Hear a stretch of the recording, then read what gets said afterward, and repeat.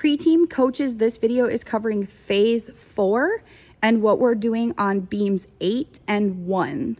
So your group of 6 will have 3 students standing on beam 8 and 3 students standing on beam 1.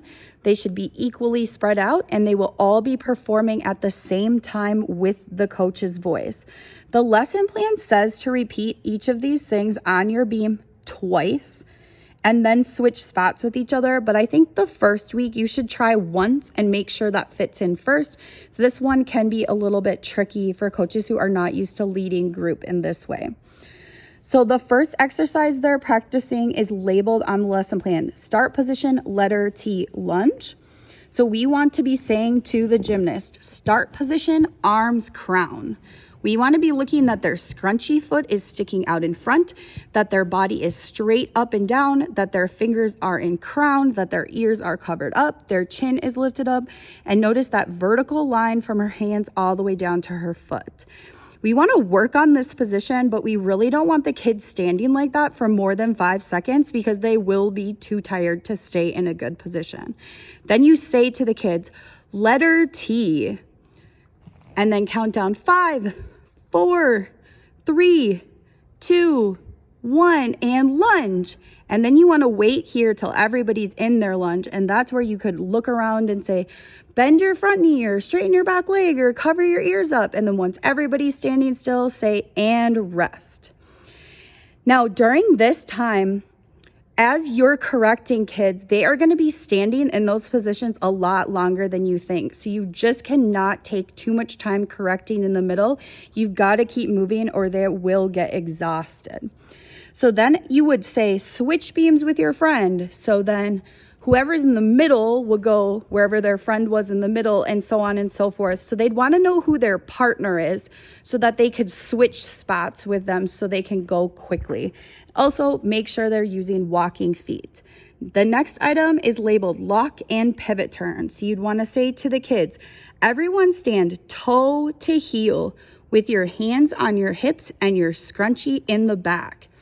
Then you need to look around and make sure everybody's like that their feet are lined up, that their scrunchie's the one behind, and they're standing straight up and down.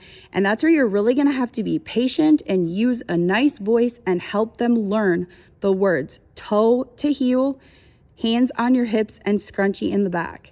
Then you say, okay, everybody ready, and go up to releve. That means go up on your tiptoes.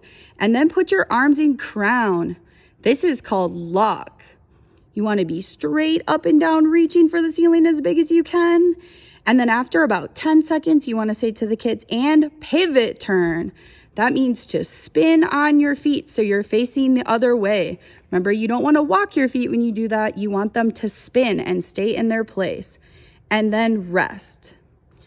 So as you're asking them to do it, you have to be teaching them. So you can see in the lesson plan how the things are in quotations and underlined and bolded, but you want to make sure that they're learning the key words along with those extra teaching words to make them understand what those are. Then you would have them switch spots with their friend and switch back. And then the last exercise is a tuck jump. So that's where you're going to say, okay, gymnasts, please everybody do 5 tuck jumps. Your goal is to get your feet as far away from the beam as you can and land with your feet facing forwards. When you're all done with 5, please stand still so we know that you're done. So your focus wants to be mostly on getting them to bravely jump off the beam in this one. So of course, we want their feet landing facing forwards, and there's a lot of details they'll learn someday, but the main focus at this point in pre-team is just bravely jumping.